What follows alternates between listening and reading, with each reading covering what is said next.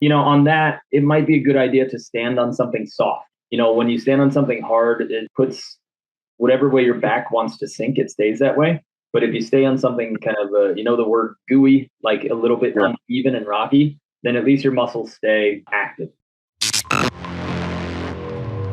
Hey guys, and welcome to the podcast. My name is Mark Burrick, and you and I are here to get better at beach volleyball. Today we have a different type of episode for you. So I have regular meetings with our players in our Complete Player program.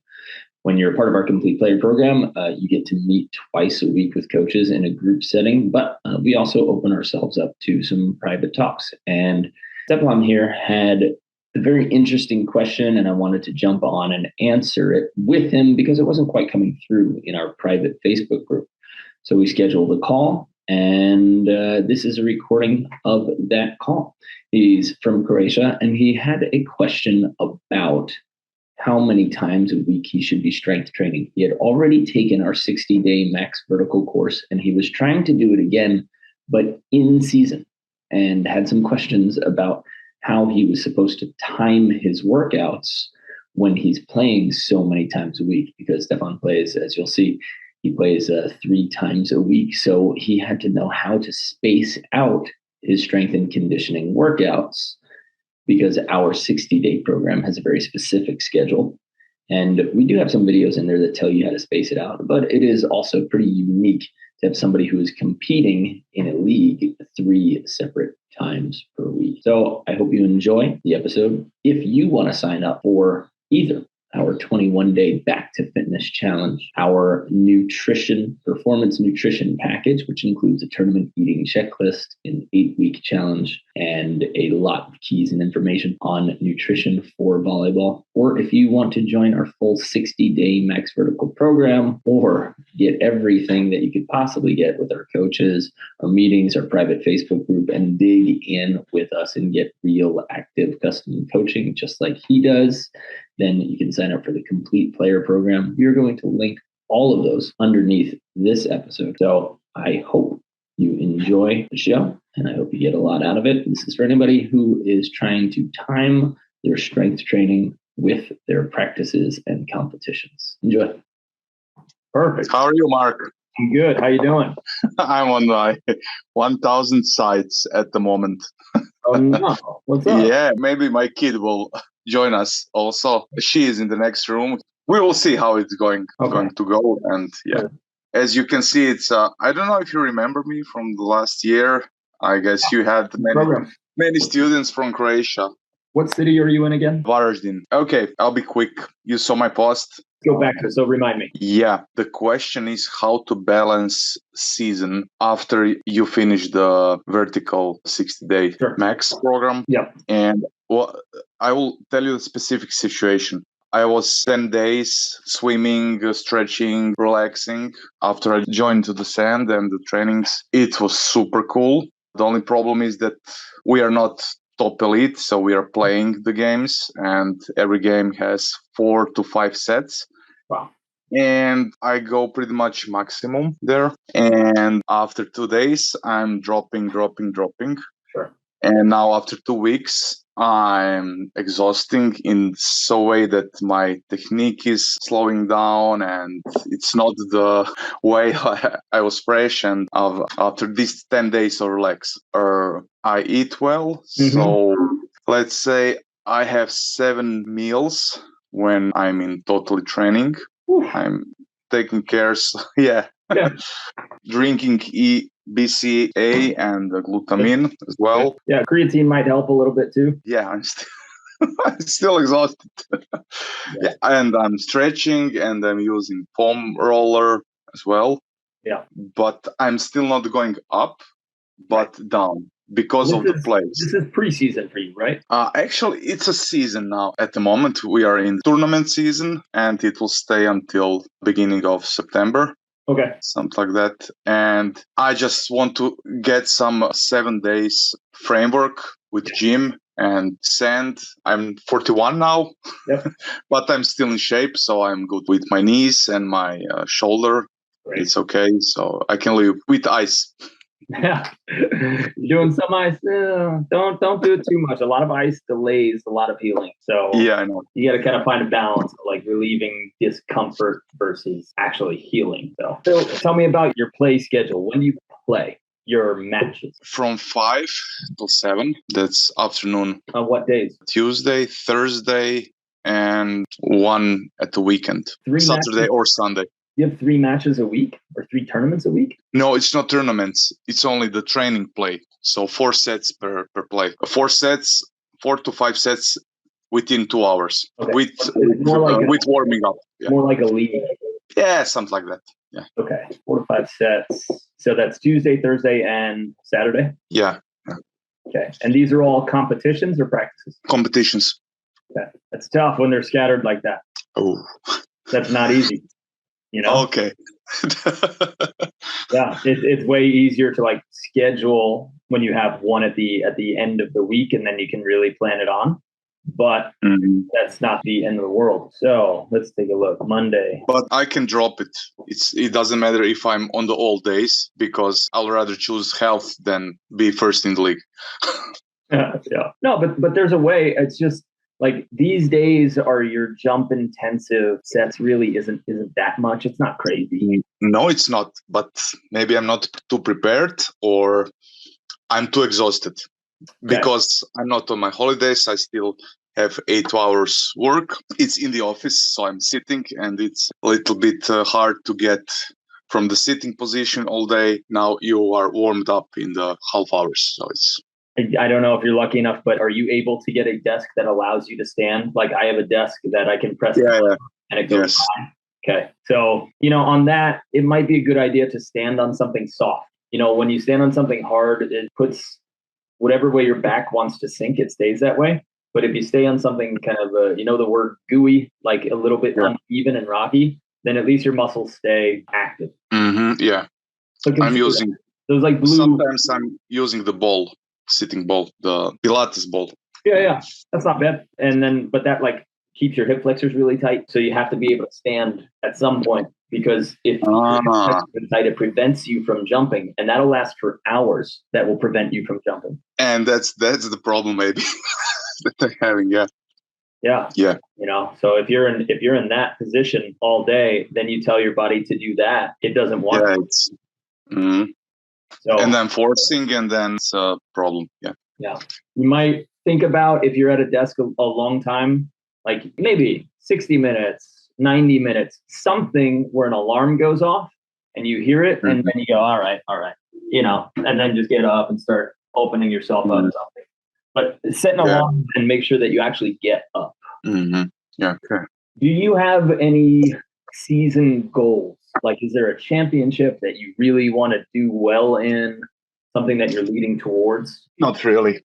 No. I just want to be in the good shape playing, and have a good friendship with other guys. So it's not. There are no specific goals. I'm too old. I have now kids and a wife and my job. So we have to pick, at minimum, one of these days that's a full rest day. No fitness. One, maybe 2. Yeah, that's okay. You can walk, you can stretch or do the mobility protocol, but you can't jump, you can't sprint. Okay, so that looks like the rubbers. Maybe Monday's a rest, maybe Wednesday's a rest, maybe Friday is a rest, and maybe Sunday is a rest. For me, a lot of my Sundays are my complete rest days. Where I'm like, I would like to work out, but I'm not allowed. I change it. I pay attention. It depends on the tournaments, because sometimes you play longer in a tournament. Sometimes you play shorter, you get knocked out. Do you have time on your tournament days? Do you also have time to lift? To lift? Yeah. Maybe in the morning, but early in the morning, but with the with the rubbers, not with 100 kilos on my back. Yeah. But you can do one-legged stuff, right? And that'll be good for you. You can do some kind of landings.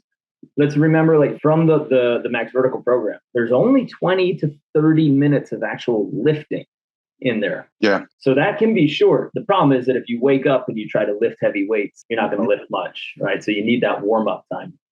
So sometimes there might be an opportunity for you after you play your match, your 4 to 5 sets, to go immediately get 20 to 25 minutes of lift. Now, in that way, you're prioritizing playing over lifting because you're going to have more energy for playing and less for lifting, but you'll still be adding strength. If you're in a phase where you want to, like, your main focus is getting stronger and being able to jump higher and increasing your max strength, then you would do that the 20 minutes before you play. What about the plyometric trainings and explosiveness training?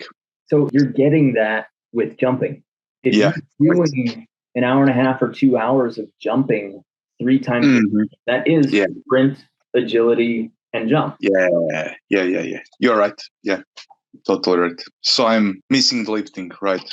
Yeah. So I would say, like, even after those matches, the one thing that we don't really get is it feels like we do some sprint training, but you actually really want to develop some sort of sprint action.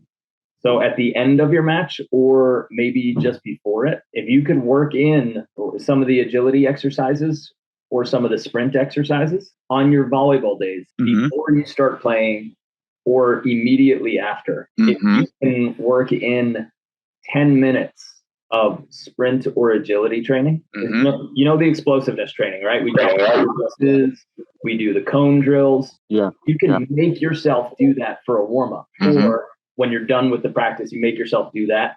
And again, then you go to your lift. Gotten a lot of jump. Then you've gotten some max speed, max agility training. And now it's just time to add on the maximal strength, which comes from the lifting part. Okay. What about the time around noon for lifting, when actually I have flexible working time and I can make a lifting training around noon? Yeah, I would do that on your volleyball days. Because if you do 2 hours of jumping and sprinting, then the next day you lift, 2 hours of jumping and sprinting, next day you lift, you never have an opportunity to recover. And that's when you're going to feel slow, sluggish, and injury eventually might come along. Okay. And then, if it were a practice situation instead of a play situation, I would say, hey, on Tuesday, make sure it's just a passing and a setting practice. So you don't get all the jumps. Right? Then you could have a good opportunity to lift on Sunday, Monday, or Tuesday. You could have the choice there. But if you're playing full for each of these, then that is your plyo workout. That's your speed and jump workout. So all you need to add there is 20 to 25 minutes of lifting. And you know how short the sets are. It's like 5 sets of 3. So it's not going to take long if you're warm. How much percentage of my strength should I lift on those days when I have the play also? You can follow the program for that. It depends what phase. Like if you're trying to build muscle, higher reps at 70. No, I'm asking that this practice won't affect on my game in the afternoon. If I have a lifting practice at noon and in the afternoon I'm playing the game, if I go 100% at noon on my lifting, should that have the issue or should make effect on the performance in the game? You might actually find yourself jumping higher. Oh. There's a nervous system potentiation or something. But when you put your body under heavy weight, it recruits more neurons, your nervous system. Yeah. So for me, like this tournament in Florida, the morning before my match, I got as heavy a weight as I could, and I jumped with it 3 times, 3 sets of 1. Yeah. When I don't have weights, I'll find like something the height of a refrigerator, and I'll jump off and I'll land. Because remember, we're not fatiguing or ripping our muscles. Recruiting more fibers. So it's more of a nervous system increase than an actual physical tear and change. If you're doing 8 to 12 reps in a set, then you're really fatiguing your muscles and ripping them. Yeah. So the 3 sets of 5 or 5 sets of 3, I think you'll actually see an increase in your jump and your speed that day. And that will be enough to stay me at least on the same level. Yeah. Okay, that's good advice. Then on like Monday, Wednesday, Friday, or Sunday, then you can do a bunch of upper body stuff. You can do whatever you want on those days. Yeah. For upper body, but 3 days a week of jumping, you're at the right bot, and you shouldn't add another leg day around those days. Okay, got it. Yeah. Cool. Find if you can find those days to either, if you can't find weights, one-legged exercises where you put your foot on a chair or a bench or something. Maybe like for me, I always carry a weight vest in my car, 2 weight vests. That way, if I can't find a gym when I'm traveling, I put 2 weight vests on and I do one-legged exercises. Yeah, I know. Yeah, it's max. Yeah. And that might be a good answer. If you travel with a kettlebell or you travel with heavy weight vests and you say before my match or right after, I just have to get a few of these big jumps or a few of these, like speed lunges. Yeah, I'll try it. I'll definitely try it like that. Cool. Mark, I need to go. All right, my take care of kid is waiting for me. Thank you very much. And I'll send you the feedback. Awesome. Thank you. Yeah. Thank you for your time once more. Have a good night. You too. Bye-bye. Ciao. Hey guys, this is Mark again. I hope you enjoyed that episode and I hope you got a lot out of it. If you have any specific questions about volleyball, we have a public Facebook group. It's called Volley Chat, Get Better at Beach Volleyball. You can search for that on Facebook. And when you join, as you join that Facebook group, we're going to send you our best 36 beach volleyball drills. So it's a free drill book. All you got to do is when you sign up for that Facebook group, make sure you include your email address with us. And we have a lot of coaches, high-level referees, actually quite a few high-level referees who are answering rules questions, and we give lots of advice there. If you want to upgrade and you want to talk directly to our coaching staff of high-level AVP, FIVP coaches and players, then you would head to betteratbeach.com/coaching, where you will get access to every single one of our courses, every recorded video analysis and private lesson that we have ever done, structured and titled kind of like on this podcast. And you'll be able to answer questions, film your drills at home or on the court, film your practices, film your matches, and ask us real questions so that we can help you get better as fast as possible. We are also starting up a coaching program for beach volleyball club directors and coaches so that you guys can be more equipped and learn how we teach our athletes how to start a beach volleyball business, how to keep coaches organized and accountable, and how to give fantastic tools for your players. So if you're interested in any of that, just make sure that you get on our email list. Remember that anybody who joins our email list gets free lessons every week. We send you out a bunch of our videos and blogs, and we give you quick tips along the way. I hope you enjoyed the episode, and if you really did, please go ahead, like, subscribe, share it with a friend who you think needs to hear it, and that goes a long way for us. All right. Have a great one. I'll see you on the sand.